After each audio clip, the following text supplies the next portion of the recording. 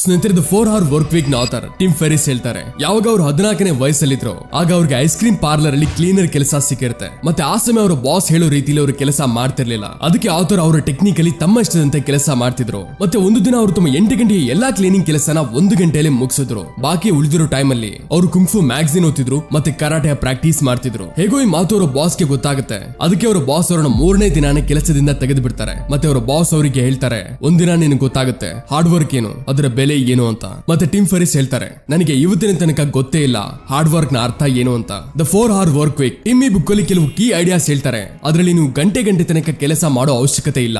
ನೀವು ಕೇವಲ ವಾರದಲ್ಲಿ ಸ್ವಲ್ಪ ಸಮಯ ಕೆಲಸ ಮಾಡಿ ಉಳಿದಿರೋ ಜನಗಳಿಗಿಂತ ತುಂಬಾ ಹೆಚ್ಚು ಹಣ ಸಂಪಾದಿಸಬಹುದು. ಮತ್ತೆ ಇದನ್ನೆಲ್ಲ ನೀವು ಮನೇಲೆ ಕೂತು ಅಥವಾ ದೇಶದ ಯಾವುದೇ ಮೂಲೆಯಲ್ಲಾದ್ರೂ ಕೂತು ಮಾಡಬಹುದು. ಅದಕ್ಕಾಗಿ ನಿಮ್ಗೆ ಯಾವುದೇ ಆಫೀಸ್ ಹೋಗೋ ಅವಶ್ಯಕತೆ ಇಲ್ಲ. ಈಗ ನಡೀರಿ ಈ ಬುಕ್ ನ ಕೆಲವು ಕೀ ಐಡಿಯಾಸ್ ಬಗ್ಗೆ ತಿಳಿಯೋಣ. Key idea number 1, the new rich. Book ಅಲ್ಲಿ ಟೀಮ್ ಹೇಳಿದ್ದಾರೆ, ಬಹುಪಾಲು ಜನರ ಯೋಚನೆ ಏನಂದ್ರೆ 9 to 5 ಜಾಬ್ ಮಾಡಬೇಕು, ಅದರಲ್ಲಿ ಹಾರ್ಡ್ ವರ್ಕ್ ಮಾಡಬೇಕು ಮತ್ತೆ ಒಳ್ಳೆ ಸ್ಯಾಲರಿ ಸಂಪಾದಿಸಿ ತಮ್ಮ ಸ್ಯಾಲರಿನ ಸೇವ್ ಮಾಡಿ ಅವರು 60ರ ವಯಸ್ಸಲ್ಲಿ ರಿಟೈರ್ ಆಗ್ತಾರೆ. ಮತ್ತೆ ಆಮೇಲೆ ಅವರು ತಮ್ಮ ಲೈಫ್ ನ ಎಂಜಾಯ್ ಮಾಡಬಹುದು. ಆದ್ರೆ ಅವರಿಗೆ 60ರ ವಯಸ್ಸಿನ ತನಕ ಕೆಲಸ ಮಾಡಲೇಬೇಕು. ಆದ್ರೆ ಟಿಮ್ ಫೆರಿಸ್ ಈ ಬುಕ್ ಅಲ್ಲಿ ಒಂದು ಹೊಸ ಅಪ್ರೋಚ್ ಬಗ್ಗೆ ಹೇಳಿದ್ದಾರೆ. ಅದಕ್ಕೆ ಅವರು ದ ನ್ಯೂ ರಿಚ್ ಹೆಸರನ್ನ ಕೊಟ್ಟಿದ್ದಾರೆ. ಈ ಜನರು ಅವರು ತಮ್ಮ ರಿಟೈರ್ಮೆಂಟ್ ಗಾಗಿ 60ರ ವಯಸ್ಸಿನ ತನಕ ಕಾಯೋದಿಲ್ಲ. ಮತ್ತೆ ಅವರು ತಮ್ಮ ಜಾಬ್ ಮೇಲೆ ಡಿಪೆಂಡ್ ಆಗಿರೋದಿಲ್ಲ. ಇವರು ಜಗತ್ತಿನ ಯಾವುದೇ ಮೂಲೆಯಲ್ಲಾದ್ರೂ ಕೂತ್ಕೊಂಡು ತಮ್ಮ ಬಿಸ್ನೆಸ್ ನಡೆಸಬಹುದು. ಅವರಿಗೆ ಕೇವಲ ಒಂದು ಲ್ಯಾಪ್ಟಾಪ್ ಮತ್ತೆ ವೈಫೈ ನ ಅವಶ್ಯಕತೆ ಇರುತ್ತೆ. ಮತ್ತೆ ಅವರು ತಮ್ಮ ಎಲ್ಲಾ ಕೆಲಸನ ಮನೆಯಲ್ಲಿ ಕೂತ್ಕೊಂಡು ಮಾಡ್ತಾರೆ. ಜೊತೆಗೆ ಅವರು ಇಡೀ ಲೈಫ್ ಅಲ್ಲಿ ಟ್ರಾವೆಲ್ ಮಾಡ್ತಾ ಎಂಜಾಯ್ ಮಾಡಬಹುದು. ಸ್ನೇಹಿತರೆ, ಯಾವಾಗ 2006ರಲ್ಲಿ ಈ ಬುಕ್ ಬರ್ದಿದ್ರು ಆಗ ಈ ಐಡಿಯಾ ಕೆಲವು ಜನರಿಗೆ ಅರ್ಥ ಆಗ್ಲಿಲ್ಲ. ಯಾಕಂದ್ರೆ ಆ ಸಮಯದಲ್ಲಿ ಟೆಕ್ನಾಲಜಿ ಇಷ್ಟೊಂದಿರ್ಲಿಲ್ಲ. ಆದ್ರೆ ಇವತ್ತಿನ ಸಮಯದಲ್ಲಿ ಇಂಟರ್ನೆಟ್ ಕಾರಣದಿಂದ ನಿಮ್ಮ ಹತ್ರ ತುಂಬಾ ಈ ರೀತಿ ರಿಸೋರ್ಸಸ್ ಇದೆ. ಅದರಿಂದ ನೀವು ಮನೇಲೆ ಕೂತ್ಕೊಂಡು ಆರಾಮಾಗಿ ನಿಮ್ಮ ಬಿಸ್ನೆಸ್ ನಡೆಸಬಹುದು. ಮತ್ತೊಂದು ವರ್ಡ್ ನ ಟಿಮ್ ಫೆರಿಸ್ ತಮ್ಮ ಬುಕ್ ಅಲ್ಲಿ ಹೇಳ್ತಾರೆ, ಅದೇನೆಂದ್ರೆ ಮಿನಿ ರಿಟೈರ್ಮೆಂಟ್. ಮಿನಿ ರಿಟೈರ್ಮೆಂಟ್ ನ ಅರ್ಥ ಇರುತ್ತೆ, ರಿಟೈರ್ಮೆಂಟ್ ಗಾಗಿ 60-65ರ ವಯಸ್ಸಿನ ತನಕ ಕಾಯ್ದೆ ಇರೋದು. ನೀವು ನಿಮ್ಮ ಕೆಲಸದ ಜೊತೆನೆ ಮಧ್ಯ ಟೈಮ್ ತೆಗೆದು ನಿಮ್ಮ ಲೈಫ್ ನ ಎಂಜಾಯ್ ಮಾಡಬಹುದು. ಟಿಮ್ ಫೆರಿಸ್ ಹೇಳ್ತಾರೆ, ಅವರು ಪ್ರತಿ 2 ತಿಂಗಳ ಕೆಲಸದ ನಂತರ 1 ತಿಂಗಳ ಬ್ರೇಕ್ ತಗೋತಿದ್ರು. ಅವರು ಹೊಸ ಜಾಗಗಳಿಗೆ ತಿರುಗಾಡೋದಕ್ಕೆ ಹೋಗ್ತಿದ್ರು ಮತ್ತೆ ಜಗತ್ತನ್ನ ಎಕ್ಸ್ಪ್ಲೋರ್ ಮಾಡ್ತಿದ್ರು. ಯಾಕಂದ್ರೆ ಅವರ ಬಿಸ್ನೆಸ್ ಅವರು ಇಲ್ಲದೆ ಇದ್ರು ನಡೀತಿತ್ತು.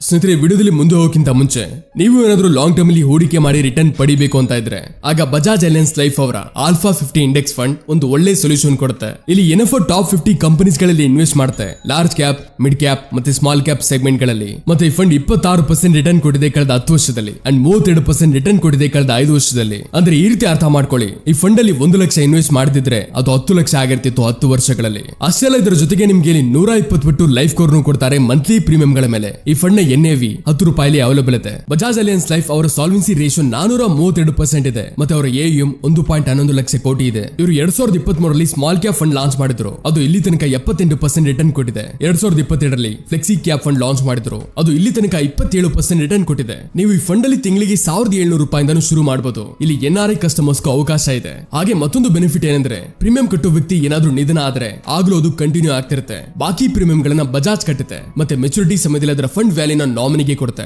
ಸ್ನೇಹಿತರೆ, NFO ಅವಧಿ 15 ಜುಲೈ ತನಕ ಇದೆ. ಇದರ ಬಗ್ಗೆ ಹೆಚ್ಚು ತಿಳ್ಕೋಬೇಕು, ಇನ್ವೆಸ್ಟ್ ಮಾಡಬೇಕು ಅನ್ನೋರಿಗೆ ಪಾಲಿಸಿ ಬಜಾರ್ ನ ಲಿಂಕ್ ಡಿಸ್ಕ್ರಿಪ್ಷನ್ ಹಾಗೂ ಕಮೆಂಟ್ ಬಾಕ್ಸ್ ಅಲ್ಲಿ ಕೊಟ್ಟಿದ್ದೀನಿ, ಹೋಗಿ ನೋಡಿ. Key idea number 2, liberate. ಇದು ಈ ಬುಕ್ ನ ಎಲ್ಲಕ್ಕಿಂತ ಇಂಪಾರ್ಟೆಂಟ್ ಲೆಸನ್. ಯಾವ ತರ ಈ ಬುಕ್ ನ ಹೆಸರಿದೆಯೋ ದ 4 hour ವರ್ಕ್ ವೀಕ್ ಅಂದ್ರೆ ವಾರದಲ್ಲಿ ಕೇವಲ 4 ಗಂಟೆ ಕೆಲಸ ಮಾಡೋದು. ನಾವು ಯಾವಾಗ ನಮ್ಮ ಕೆಲಸನ ಎಲಿಮಿನೇಟ್ ಮಾಡ್ತೀವೋ, ನಮಗೆ ಎಷ್ಟು ಕೆಲಸ ಇಂಪಾರ್ಟೆಂಟ್ ಇದೆಯೋ ಆಗ ಬಾಕಿ ಕೆಲಸಗಳನ್ನ ನಾವು ಮಾಡೋ ಅವಶ್ಯಕತೆ ಇಲ್ಲ ಅಂದಾಗ ನಾವು ಅವುಗಳನ್ನ ಔಟ್ಸೋರ್ಸ್ ಮಾಡಬಹುದು. ಆಗ ನಮ್ಮ ಹತ್ರ ತುಂಬಾ ಟೈಮ್ ಇರುತ್ತೆ ನಮ್ಮ ಫೇವರಿಟ್ ವಸ್ತುಗಳನ್ನ ಎಕ್ಸ್ಪೀರಿಯನ್ಸ್ ಮಾಡೋದಕ್ಕೆ. ಯಾಕಂದ್ರೆ ನೀವು ಆಗ ಫ್ರೀ ಇರ್ತೀರಾ. ಟೀಮ್ ಹೇಳ್ತಾರೆ, ಏನಾದ್ರೂ ನೀವು ಯಾವ್ದಾದ್ರು ಬಿಸ್ನೆಸ್ ನ ಇಂಟರ್ನೆಟ್ ಬೇಸ್ಡ್ ಸ್ಟಾರ್ಟ್ ಮಾಡಬಹುದು. ಅದರಿಂದ ನಿಮ್ಮ ಪ್ಯಾಸಿವ್ ಇನ್ಕಮ್ ಜನರೇಟ್ ಆಗೋದು ಸ್ಟಾರ್ಟ್ ಆಗುತ್ತೆ. ಅಂದ್ರೆ ಆಗ ನೀವು ಆ ಇನ್ಕಮ್ ನ ಹೆಚ್ಚಿಸೋದಲ್ಲದೆ ಆಗ ಬದಲಿಗೆ ನಿಮ್ಮ ಹತ್ರ ಇನ್ನೂ ಫ್ರೀ ಟೈಮ್ ಇರುತ್ತೆ. ಮತ್ತೆ ಇವತ್ತಿನ ಟೈಮ್ ಅಲ್ಲಿ ಲಕ್ಷಾಂತರ ಜನರು ಇದನ್ನೇ ಮಾಡ್ತಿದ್ದಾರೆ. ನೀವು ಬೇಕಿದ್ರೆ ನಿಮ್ಮ ಕಂಟೆಂಟ್ ಕ್ರಿಯೇಟ್ ಮಾಡಿ ಜನರ ಜೀವನದಲ್ಲಿ ವ್ಯಾಲ್ಯೂ ಆಡ್ ಮಾಡಬಹುದು. ಯಾವ ತರ ಯೂಟ್ಯೂಬ್ ಒಂದು ತುಂಬಾ ದೊಡ್ಡ ಎಕ್ಸಾಂಪಲ್ ಇದೆಯೋ, ನೀವು ಜಗತ್ತಿನ ಯಾವುದೇ ಮೂಲೆಯಲ್ಲಾದ್ರೂ ಕೂತ್ಕೊಂಡು ಯೂಟ್ಯೂಬ್ ವಿಡಿಯೋಸ್ ಮಾಡಬಹುದು. ಮತ್ತೆ ಅದಕ್ಕಾಗಿ ನಿಮ್ಗೆ ಯಾವುದೇ 9 to 5 ಕೆಲಸ ಮಾಡೋ ಅವಶ್ಯಕತೆ ಇಲ್ಲ. ನೀವು ನಿಮ್ಮ ಅನುಕೂಲದ ಪ್ರಕಾರ ಕೆಲಸ ಮಾಡಬಹುದು. ಮತ್ತೆ ನಾವಿಲ್ಲಿ ಇಂಡಿಯಾದಲ್ಲಿ ಡಾಲರ್ ಅಲ್ಲಿ ಸಂಪಾದನೆ ಮಾಡಿ ರುಪೀಸ್ ಅಲ್ಲಿ ಖರ್ಚು ಮಾಡಬಹುದು. ಅದನ್ನ ಇನ್ವೆಸ್ಟ್ ಮಾಡಬಹುದು. ಮತ್ತೆ ಅಲ್ಲೇ ಬಾಕಿ ಜನಗಳು 9 to 5 ಜಾಬ್ ಮಾಡಿ ರುಪೀಸ್ ಅಲ್ಲಿ ಸಂಪಾದನೆ ಮಾಡ್ತಾರೆ. ಆಗ ಅವರಿಗೆ ತಮ್ಮ ಖರ್ಚುಗಳು ತುಂಬಾ ಜಾಸ್ತಿ ಅನ್ಸುತ್ತೆ. ಮತ್ತೆ ಆಗ ಅವರ ಗಮನ ಸೇವಿಂಗ್ಸ್ ಕಡೆ ಹೋಗೋದೇ ಇಲ್ಲ. ಮತ್ತೊಂದು, ನಿಮ್ಮಲ್ಲಿ ಯಾವ್ದಾದ್ರು ಒಂದು ಕಲೆ ಇದ್ರೆ ಆಗ ಅದನ್ನ ಕೋರ್ಸ್ ಮಾಡಿ ಆನ್ಲೈನ್ ಅಲ್ಲಿ ಸೇಲ್ ಮಾಡಬಹುದು. ಏನಾದ್ರೂ ನಿಮಗೆ ಸಿಂಗಿಂಗ್ ಚೆನ್ನಾಗಿ ಬರ್ತಿರ್ಬೋದು, ಅಥವಾ ಯೋಗ ಅಥವಾ ಬೇರೆ ಯಾವ್ದಾದ್ರು ಪರ್ಟಿಕ್ಯುಲರ್ ಫೀಲ್ಡ್ ಅಲ್ಲಿ ನಿಮಗೆ ಅದು ಚೆನ್ನಾಗಿ ಬರ್ತಿರ್ಬೋದು. ನೀವು ಅದನ್ನ ಅವರಿಗೆ ಕಲಿಸೋ ಮೂಲಕ ಕೆಲವು ಗಂಟೆಯ ಆನ್ಲೈನ್ ಕೋರ್ಸ್ ಮಾಡಿ ಅದನ್ನ ಆನ್ಲೈನ್ ಅಲ್ಲಿ ಸೇಲ್ ಮಾಡಬಹುದು. ಅದಕ್ಕಾಗಿ ನೀವು ಎಲ್ಲೂ ಹೋಗುವ ಅವಶ್ಯಕತೆ ಇಲ್ಲ. ನೀವು ಕೇವಲ ಒಂದು ಸರಿ ಆ ಎಲ್ಲಾ ವಿಡಿಯೋಸ್ ನ ಕೂತ್ಕೊಂಡು ಶೂಟ್ ಮಾಡಬೇಕು. ಮತ್ತೆ ನೀವು ಆನ್ಲೈನ್ ಅಲ್ಲಿ ಅದನ್ನ ಸೇಲ್ ಮಾಡಬಹುದು. ಮತ್ತೆ ಇದನ್ನ ಮಾಡಿ ಜನ ಆನ್ಲೈನ್ ಅಲ್ಲಿ ಲಕ್ಷಾಂತರ ಸಂಪಾದಿಸ್ತಿದ್ದಾರೆ. ಮತ್ತೆ ಮೂರನೇದು, ನೀವು ಅಮೆಜಾನ್ ಅಥವಾ ಫ್ಲಿಪ್ಕಾರ್ಟ್ ಗಳ ಪ್ರಾಡಕ್ಟ್ ನ ಗ್ರೂಪ್ ಅಲ್ಲಿ ಅದರ ಅಫಿಲಿಯೇಟ್ ಲಿಂಕ್ ಗಳನ್ನ ಶೇರ್ ಮಾಡಿ ಅದರಲ್ಲಿ ಒಂದು ಚಿಕ್ಕ ಕಮಿಷನ್ ನ ಪ್ರಾಡಕ್ಟ್ ವೈಸ್ ಅರ್ನ್ ಮಾಡಬಹುದು. ನೀವು ಸಾಕಷ್ಟು ಸರಿ ಇದನ್ನ ಟೆಲಿಗ್ರಾಮ್ ಚಾನೆಲ್ ಗಳಲ್ಲಿ ಲೂಟ್ ಆಫರ್ ತರ ನೋಡಿರ್ತೀರಾ. ಅಲ್ಲಿ ಅವರಿಗೆ ಪ್ರತಿ ಪ್ರಾಡಕ್ಟ್ ಮೇಲೆ ಒಂದು ಚಿಕ್ಕ ಕಮಿಷನ್ ಸಿಗುತ್ತೆ ಯಾರಾದ್ರೂ ಒಬ್ಬ ವ್ಯಕ್ತಿ ಆ ಲಿಂಕ್ ಮುಖಾಂತರ ಬೈ ಮಾಡಿದ್ರೆ. ಹೌದು, ಇವುಗಳೆಲ್ಲ ಅಷ್ಟೊಂದು ಸುಲಭ ಅಲ್ಲ, ಆದ್ರೆ ನೀವು ಅವುಗಳನ್ನ ಕಲಿತು ಅದನ್ನ ಅಪ್ಲೈ ಮಾಡಿ ಒಳ್ಳೆ ಪ್ರಾಫಿಟ್ ನ ಅರ್ನ್ ಮಾಡಬಹುದು. ತುಂಬಾ ಜನರು ಆಲ್ರೆಡಿ ಮಾಡ್ತಿದ್ದಾರೆ. ಈ ರೀತಿ ಏನಾದ್ರೂ ನೀವು ಒಂದು ಸಿಸ್ಟಮ್ ಕ್ರಿಯೇಟ್ ಮಾಡಿದ್ರೆ ಆಗ ಅದರಿಂದ ನೀವು ಮಲಗಿರ್ಬೇಕಾದ್ರೂ ಹಣನ ಸಂಪಾದಿಸ್ತಿರ್ಬೋದು. ಮತ್ತೆ ಆಗ ನೀವು ನ್ಯೂ ರಿಚ್ ಕ್ಯಾಟಗರಿಯಲ್ಲಿ ಭಾಗಿ ಆಗ್ಬಹುದು. Key idea number 3, absolute income versus relative income. ಸಾಮಾನ್ಯವಾಗಿ ನಾವು ವೆಲ್ತ್ ನ ಹಣದಿಂದ ಅಳತೆ ಮಾಡ್ತೀವಿ. ಏನಾದ್ರೂ ಒಬ್ಬ ವ್ಯಕ್ತಿ ಹೆಚ್ಚು ಹಣ ಸಂಪಾದನೆ ಮಾಡ್ತಿದ್ರೆ ನಾವು ಅವನನ್ನ ತುಂಬಾ ಶ್ರೀಮಂತ ಅಂತ ಒಪ್ಕೊಳ್ತೀವಿ. ಆದ್ರೆ ಇದು ಪೂರ್ಣ ರೀತಿಯಲ್ಲಿ ನಿಜ ಅಲ್ಲ. ಇದನ್ನ ಬಿಟ್ಟು ಸಾಕಷ್ಟು ರೀತಿ ವಿಷಯಗಳಿದೆ ಅದರ ಮೇಲೆ ಇದು ಕೆಲಸ ಮಾಡೋದು. ಯಾಕಂದ್ರೆ ಇವತ್ತಿನ ಟೈಮಲ್ಲಿ ಕೇವಲ ಹಣ ಇರೋದ್ರಿಂದ ನಿಮ್ಮನ್ನ ಶ್ರೀಮಂತನಾಗಿ ಮಾಡಲ್ಲ. ನಿಮ್ಮ ಹತ್ರ ಎಷ್ಟು ಹಣ ಇದೆ, ಎಷ್ಟು ಫ್ರೀಡಮ್ ಇದೆ, ಇವುಗಳು ನಿಮ್ಮನ್ನ ಶ್ರೀಮಂತನಾಗಿ ಮಾಡುತ್ತೆ. ಓಕೆ, ಬನ್ನಿ ಇದನ್ನ ಒಂದು ಉದಾಹರಣೆಯಿಂದ ತಿಳಿಯೋಣ. ಇಬ್ಬರು ವ್ಯಕ್ತಿ ಇದ್ದಾರೆ. ಒಬ್ಬನ ಹೆಸರು ಬಾಲ, ಮತ್ತೊಬ್ಬನ ಹೆಸರು ಸುರೇಶ್. ಇಲ್ಲಿ ಬಾಲ ತುಂಬಾ ದೊಡ್ಡ ಕಂಪನಿಯಲ್ಲಿ ಕೆಲಸ ಮಾಡ್ತಾನೆ. ಅವನ ಸ್ಯಾಲರಿ ತಿಂಗಳಿಗೆ 1 ಲಕ್ಷ. ಅಲ್ಲೇ ಬೇರೆ ಕಡೆ ಸುರೇಶ್ ತನ್ನ ಆನ್ಲೈನ್ ಬಿಸ್ನೆಸ್ ನಡೆಸ್ತಾನೆ. ಅದರಿಂದ ಅವನು ಪ್ರತಿ ತಿಂಗಳು 75,000 ಸಂಪಾದನೆ ಮಾಡ್ತಾನೆ. ಈಗ ನಾನು ನಿಮ್ಮೆಲ್ಲರಿಗೆ ಇದನ್ನ ಕೇಳಿದ್ರೆ ಇವರಿಬ್ಬರಲ್ಲಿ ಯಾರು ಹೆಚ್ಚು ಶ್ರೀಮಂತ ಅಂತ, ಆಗ ನಿಮ್ಮಲ್ಲಿ ಹೆಚ್ಚು ಜನರ ಉತ್ತರ ಬಾಲ ಇರುತ್ತೆ. ಯಾಕಂದ್ರೆ ಅವನ ಸ್ಯಾಲರಿ ಸುರೇಶ್ ಗಿಂತ ಜಾಸ್ತಿ ಇದೆ. ಈ ರೀತಿ ಯಾಕಂದ್ರೆ ಇಲ್ಲಿ ತನಕ ನಾವು ಅವನ ಇನ್ಕಮ್ ನ ಅಬ್ಸಲ್ಯೂಟ್ ಇನ್ಕಮ್ ತರ ನೋಡ್ತಿದೀವಿ.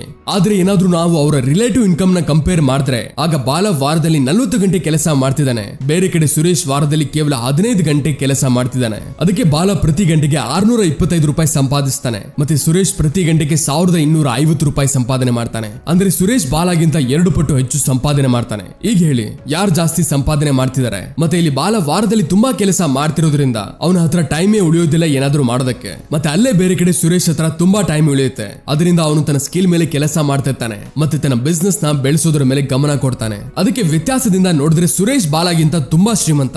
ಯಾಕಂದ್ರೆ ಸುರೇಶ್ ಹತ್ರ ಬಾಲಾಗಿಂತ 25 ಗಂಟೆ ಜಾಸ್ತಿ ಇದೆ. ಇಲ್ಲಿ ತನಕ ನಾವು ಈ ಕಾನ್ಸೆಪ್ಟ್ ನ ಟೈಮ್ ಆಧಾರದ ಮೇಲೆ ಕಂಪೇರ್ ಮಾಡಿದೀವಿ. ಏನಾದ್ರೂ ನಾವು ಇಬ್ಬರ ಕಂಪ್ಯಾರಿಸನ್ ಪೇಮೆಂಟ್ ಗಳ ಆಧಾರದ ಮೇಲೆ ಮಾಡಿದ್ರೆ ಅಲ್ಲಿ ಬಾಲ ದೊಡ್ಡ ಸಿಟಿಲಿ ಇರ್ತಾನೆ. ಯಾಕಂದ್ರೆ ಅವನ ಆಫೀಸ್ ದೊಡ್ಡ ಸಿಟಿಲಿ ಇದೆ ಮತ್ತೆ ಅಲ್ಲಿ ಅವನ ಖರ್ಚುಗಳು ತುಂಬಾ ಜಾಸ್ತಿ ಇದೆ. ಮತ್ತೆ ಅವನಿಗೆ ಆಫೀಸ್ಗೆ ಡೈಲಿ ಬರೋದು ಹೋಗೋದು ಇರುತ್ತೆ. ಅದರಲ್ಲೂ ಅವನಿಗೆ ಪೆಟ್ರೋಲ್ ಖರ್ಚು ಇರುತ್ತೆ. ಮತ್ತೆ ಅಲ್ಲೇ ಬೇರೆ ಕಡೆ ಸುರೇಶ್ ತನ್ನ ಕೆಲಸ ಆನ್ಲೈನ್ ಅಲ್ಲಿ ಮಾಡೋದ್ರಿಂದ ಅವನು ಜಗತ್ತಲ್ಲಿ ಎಲ್ಲಾದ್ರೂ ಇದ್ದು ತನ್ನ ಕೆಲಸ ಮಾಡಬಹುದು. ಮತ್ತೆ ಸುರೇಶ್ ಡಾಲರ್ ಅಲ್ಲಿ ಸಂಪಾದನೆ ಮಾಡ್ತಾನೆ ಮತ್ತೆ ಖರ್ಚನ್ನ ರೂಪಾಯಿಗಳಲ್ಲಿ ಮಾಡ್ತಾನೆ. ಬದಲಿಗೆ ಬಾಲ ರೂಪಾಯಿಗಳಲ್ಲಿ ಸಂಪಾದನೆ ಮಾಡ್ತಾನೆ ಮತ್ತೆ ರೂಪಾಯಿಗಳಲ್ಲಿ ಖರ್ಚನ್ನ ಮಾಡ್ತಾನೆ. ಅದಕ್ಕೆ ಬಾಲ ಹತ್ರ ಹೆಚ್ಚು ಹಣ ಇರೋದಿಲ್ಲ ಸೇವ್ ಮಾಡೋದಕ್ಕೆ. ಇಲ್ಲಿ ಬಾಲ ಎಷ್ಟು ಹಣದಿಂದ ಒಂದು ಸರಿ ರೆಸ್ಟೋರೆಂಟ್ ಅಲ್ಲಿ ಹೋಗಿ ತಿನ್ಬಹುದು, ಅಲ್ಲೇ ಅದನ್ನ ಸುರೇಶ್ ಅದೇ ರೆಸ್ಟೋರೆಂಟ್ ಅಲ್ಲಿ ಹೋಗಿ 3 ಸರಿ ಊಟ ಮಾಡಬಹುದು. ಇದೇ ರೀತಿ ಬಾಲ ಸಂಪಾದನೆ ಏನೋ ಜಾಸ್ತಿ ಮಾಡ್ತಾನೆ, ಆದ್ರೆ ಅವನಿಗಿಂತ ಹೆಚ್ಚು ಶ್ರೀಮಂತ ಇಲ್ಲಿ ಸುರೇಶ್. ಸುರೇಶ್ ಬರೀ ಸೇವ್ ಮಾಡೋದಲ್ಲದೆ ಅವನು ಟೈಮ್ ಟು ಟೈಮ್ಗೆ ಇಡೀ ಜಗತ್ತಲ್ಲೂ ತಿರುಗ್ತಾನೆ ಮತ್ತೆ ಅಲ್ಲಿ ಹೋಗಿನೂ ಹಣ ಸಂಪಾದನೆ ಮಾಡ್ತಾನೆ.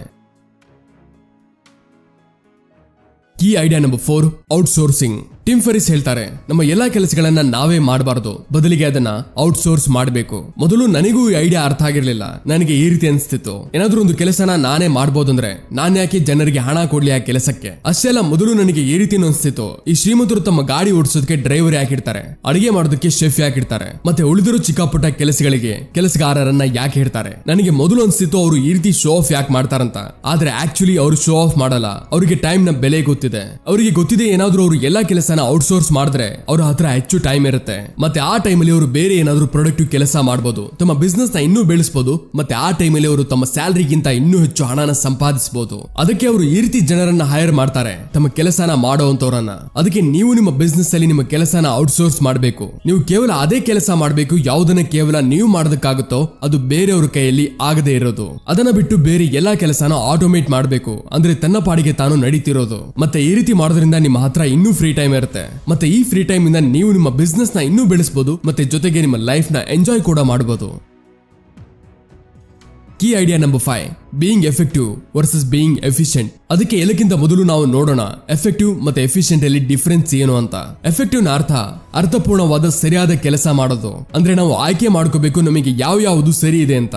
ಮತ್ತೆ ಎಫಿಷಿಯಂಟ್ ಅರ್ಥ ನೀವು ಯಾವ ಕೆಲಸ ಮಾಡ್ತಿದ್ದೀರೋ ಅದನ್ನ ಸರಿಯಾದ ರೀತಿಯಲ್ಲಿ ಮಾಡೋದು, ಆ ಕೆಲಸ ಬದಲಿಗೆ ಯಾವುದೇ ಇದ್ರೂ ಸರಿ. ಟಿಮ್ ಫೆರಿಸ್ ಹೇಳ್ತಾರೆ, ಏನಾದ್ರೂ ನೀವು ನ್ಯೂ ರಿಚ್ ಕ್ಯಾಟಗರಿಲಿ ಬರಬೇಕು ಅಂದ್ರೆ ಆಗ ನೀವು ಎಫೆಕ್ಟಿವ್ ಆಗಿರ್ಬೇಕು. ನೀವು ಅದೇ ಕೆಲಸಗಳನ್ನ ಮಾಡಬೇಕು ಯಾವ್ದು ನಿಮಗೆ ಸರಿಯಾಗಿರುತ್ತೋ, ಮತ್ತೆ ಉಳಿದಿರೋ ಬೇಡದಿರೋ ಕೆಲಸಗಳನ್ನ ಮಾಡಬಾರ್ದು. ಅಂದ್ರೆ ನೀವು ಅಂತಹ ಕೆಲಸಗಳನ್ನ ಎಲಿಮಿನೇಟ್ ಮಾಡಬೇಕು, ಯಾವುದು ನಿಮಗೆ ಇಂಪಾರ್ಟೆಂಟ್ ಇಲ್ವೋ ಅಂತಹ ಕೆಲಸಗಳನ್ನ ನಿಮ್ಮ ಲಿಸ್ಟ್ ಇಂದಾನೆ ತೆಗೆದು ಬಿಡಬೇಕು. ಯಾಕಂದ್ರೆ ಆ ಕೆಲಸಗಳು ಕೇವಲ ನಿಮ್ಮ ಟೈಮ್ ವೇಸ್ಟ್ ಮಾಡುತ್ತೆ. ಮತ್ತೊಂದು ವಿಷಯನ ಟೀಮ್ ಈ ಬುಕ್ ಅಲ್ಲಿ ಹೇಳ್ತಾರೆ, ಲೆಸ್ ಇಸ್ ನಾಟ್ ಲೇಜಿ. ಏನಾದ್ರೂ ನೀವು ಕಡಿಮೆ ಕೆಲಸ ಮಾಡ್ತಿರೋ ಅನ್ನೋ ಮಾತ್ರಕ್ಕೆ ನೀವು ಲೇಜಿ ಅಲ್ಲ. ಆದ್ರೆ ನಮ್ಮ ಸಮಾಜದಲ್ಲಿ ಇದೇ ನಡೀತಾ ಬರ್ತಿದೆ.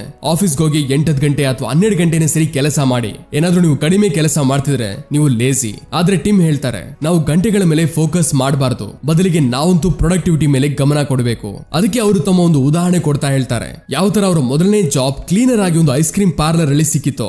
ಆಗ ಅವರು ಆ ಕೆಲಸನ 8 ಗಂಟೆ ಜಾಗದಲ್ಲಿ ಕೇವಲ 1 ಗಂಟೆಯಲ್ಲಿ ಮುಗಿಸ್ತಿದ್ರು. ಅದರಿಂದ ಅವರು ಉಳಿದಿರೋ ಫ್ರೀ ಟೈಮ್ ಅಲ್ಲಿ ಅವರು ಮ್ಯಾಗಝಿನ್ ಓದ್ತಿದ್ರು. ಆದ್ರೆ ಅವರ ಬಾಸ್ಗೆ ಅನ್ಸ್ತಿತ್ತು ಅವರು ಸೋಂಬೇರಿ ಅಂತ. ಅದಕ್ಕೆ ಅವರ ಬಾಸ್ ಅವರಿಗೆ ಕೆಲಸದಿಂದ ತೆಗೆದ್ಬಿಟ್ರು. ಬಟ್ ಟೀಮ್ ತಮ್ಮ ಕೆಲಸನ ಪ್ರೊಡಕ್ಟಿವ್ಲಿ ಮಾಡ್ತಿದ್ರು. ಅವಶ್ಯಕತೆ ಏನಿಲ್ಲ ನೀವು ಆಫೀಸ್ಗೆ ಹೋಗಿ 8 ಗಂಟೆ ಕೆಲಸ ಮಾಡಿದ್ರೇನೆ ನೀವು ಪ್ರೊಡಕ್ಟಿವ್ ಆಗಿ ಕೆಲಸ ಮಾಡ್ತಿದ್ದೀರಾ ಅಂತ. ಯಾಕಂದ್ರೆ ಸಾಕಷ್ಟು ಸರಿ ನೀವು ಅದೇ ಕೆಲಸನ 2 ಗಂಟೆಲಿ ಮಾಡಿ ಮುಗಿಸಬಹುದು. ಆದ್ರೆ ಜಗತ್ತಿಗೆ ಯಾವಾಗ್ಲೂ ಈ ರೀತಿ ಅನ್ಸುತ್ತೆ, ಯಾರು ಕೊನೆ ತನಕ ಕೆಲಸ ಮಾಡ್ತಾನೋ ಅವನು ಪ್ರೊಡಕ್ಟಿವ್ಲಿ ಕೆಲಸ ಮಾಡ್ತಿದ್ದಾನೆ, ಅವನು ಒಳ್ಳೆ ವರ್ಕರ್ ಅಂತ. ಆದ್ರೆ ನಾವು ಟೈಮ್ ನ ನೋಡಲ್ಲ, ಬದಲಿಗೆ ಪ್ರೊಡಕ್ಟಿವಿಟಿನ ನೋಡಿ ಕೆಲಸ ಮಾಡಬೇಕು. ಮತ್ತೆ ಸ್ನೇಹಿತರೆ, ಇದಾಗಿದ್ದು ಕೆಲವು ಇಂಪಾರ್ಟೆಂಟ್ ಕೀ ಐಡಿಯಾ ಈ ಅಮೇಜಿಂಗ್ ಬುಕ್ ಇಂದ. ನಡೀರಿ ಈ ವಿಡಿಯೋನ ಈಗ ಸಮ್ ಅಪ್ ಮಾಡೋಣ. ಇಲ್ಲಿ ಟಿಮ್ ಫೆರಿಸ್ ನಮ್ಮ ಹಳೆಯ ಓಲ್ಡ್ ಸ್ಕೂಲ್ ಥಿಂಕಿಂಗ್ ಇಂದ ಹೊರಗೆ ಬರೋದಕ್ಕೆ ಹೇಳ್ತಾರೆ. ಮತ್ತೆ 95 ಜಾಬ್ ಬಿಟ್ಟು ನ್ಯೂ ರಿಚ್ ಆಗೋದಕ್ಕೆ ಐಡಿಯಾ ಹೇಳ್ತಾರೆ. ನ್ಯೂ ರಿಚ್ ಆ ಜನಗಳು ಅವರು ರಿಟೈರ್ ಆಗೋದಕ್ಕೆ 65 ವಯಸ್ಸಿನ ತನಕ ಕಾಯೋದಿಲ್ಲ. ಮತ್ತೆ ಅವರು ಇಡೀ ಲೈಫ್ ನ ಒಂದು ರಿಟೈರ್ಮೆಂಟ್ ತರ ಬದುಕಬೇಕು ಅಂತ ಇರ್ತಾರೆ. ಇವರು ಅದೇ ಜನಗಳು ಒಂದು ಸಿಸ್ಟಮ್ ಕ್ರಿಯೇಟ್ ಮಾಡ್ತಾರೆ, ಅದರಿಂದ ಅವರು ಆ ಎಲ್ಲಾ ಕೆಲಸಗಳನ್ನ ಆಕ್ಟಿವ್ಲಿ ಮಾಡೋ ಅವಶ್ಯಕತೆ ಬೀಳದೆ ಇರೋ ಹಾಗೆ. ಮತ್ತೆ ಇಲ್ಲಿ ಟಿಮ್ ಹೇಳ್ತಾರೆ, ನಾವು ನಮ್ಮ ಹಣನ ಆಬ್ಸಲ್ಯೂಟ್ ಇನ್ಕಮ್ ಇಂದ ಅಲ್ಲ, ಬದಲಿಗೆ ರಿಲೇಟಿವ್ ಇನ್ಕಮ್ ಇಂದ ಕಂಪೇರ್ ಮಾಡಬೇಕು. ನಾವಿಲ್ಲಿ ಇದನ್ನ ನೋಡ್ಬೇಕು, ನಾವು ಪ್ರತಿ ಗಂಟೆ ಪ್ರಕಾರ ಎಷ್ಟು ಸಂಪಾದನೆ ಮಾಡ್ತಿದೀವಿ ಅನ್ನೋದು. ಮತ್ತೆ ನಾವು ಈ ರೀತಿ ನೋಡಬಾರ್ದು, ಇಡೀ ತಿಂಗಳದು ಬೆಳಗ್ಗೆಯಿಂದ ಸಂಜೆ ಕೆಲಸ ಮಾಡಿ 12 ಗಂಟೆ ಆಯ್ತು, ಮತ್ತೆ ನಮ್ಮ ಖರ್ಚುಗಳು ಎಷ್ಟಾಗಿದೆ ಅಂತ. ನೀವು ದೊಡ್ಡ ಸಿಟಿಲಿ ಇದ್ದೀರಾ ಅಂದ್ರೆ ನಿಮ್ಮ ಖರ್ಚುಗಳು ಅದೇ ರೀತಿ ಇರುತ್ತೆ. ಅದಕ್ಕೆ ನೀವು ಆ ವಿಷಯಗಳ ಮೇಲೆ ಗಮನ ಇಡಬೇಕು. ಮತ್ತೆ ಟೀಮ್ ನಮಗೆ ಒಂದು ಬಿಸ್ನೆಸ್ ಕ್ರಿಯೇಟ್ ಮಾಡೋದಕ್ಕೆ ಹೇಳ್ತಾರೆ. ಅದು ಇಂಟರ್ನೆಟ್ ಬೇಸ್ಡ್ ಆಗಿರ್ಬೇಕು. ಅದರಲ್ಲಿ ನಿಮಗೆ ಯಾವ ಕೆಲಸ ಇಂಪಾರ್ಟೆಂಟ್ ಅನ್ಸಲ್ವೋ ಅದನ್ನ ಔಟ್ಸೋರ್ಸ್ ಮಾಡಿ. ಆಗ ಅದರಿಂದ ನಿಮ್ಮ ಹತ್ರ ತುಂಬಾ ಟೈಮ್ ಉಳಿಯುತ್ತೆ. ಮತ್ತೆ ಆಗ ನೀವು ಆ ಕೆಲಸಗಳ ಮೇಲೆ ಫೋಕಸ್ ಮಾಡಬೇಕು, ಯಾವುದು ನಮಗೆ ಆಕ್ಚುಲಿ ಇಂಪಾರ್ಟೆಂಟ್ ಇದೆಯೋ. ಮತ್ತೆ ಬಾಕಿ ಕೆಲಸಗಳನ್ನ ಹಿಂದೆ ಬಿಡಬೇಕು. ಆಗಲೇ ಮಾತ್ರ ನೀವು ಈ ನ್ಯೂ ರಿಚ್ ಕ್ಯಾಟಗರಿಯಲ್ಲಿ ಶಾಮೀಲ್ ಆಗೋದಕ್ಕೆ ಆಗತ್ತೆ. ಮತ್ತೆ ಒಂದು ಒಳ್ಳೆ ಇನ್ಕಮ್ ನ ಜನರೇಟ್ ಮಾಡೋದಕ್ಕಾಗತ್ತೆ. ಮತ್ತೆ ಸ್ಟೂಡೆಂಟ್ಸ್ ಗಳಿಗೆ ಯಾವ ಕಂಪ್ಯೂಟರ್ ಕೋರ್ಸ್ ಮಾಡಬೇಕು, ಆನ್ಲೈನ್ ಅಂಡ್ ಆಫ್ಲೈನ್ ಅಲ್ಲಿ ಫ್ಯೂಚರ್ ಅಲ್ಲಿ ತುಂಬಾ ಚೆನ್ನಾಗಿ ಅರ್ನ್ ಮಾಡೋಕೆ. ಇದರ ಮೇಲೆ ವಿಡಿಯೋ ಬೇಕಂದ್ರೆ ಕಮೆಂಟ್ ಅಲ್ಲಿ ಕೋರ್ಸ್ ಅಂತ ಟೈಪ್ ಮಾಡಿ. ಒಳ್ಳೆ ರೆಸ್ಪಾನ್ಸ್ ಸಿಕ್ಕಿದ್ರೆ ಡೀಟೇಲ್ ವಿಡಿಯೋ ಮಾಡ್ತೀನಿ.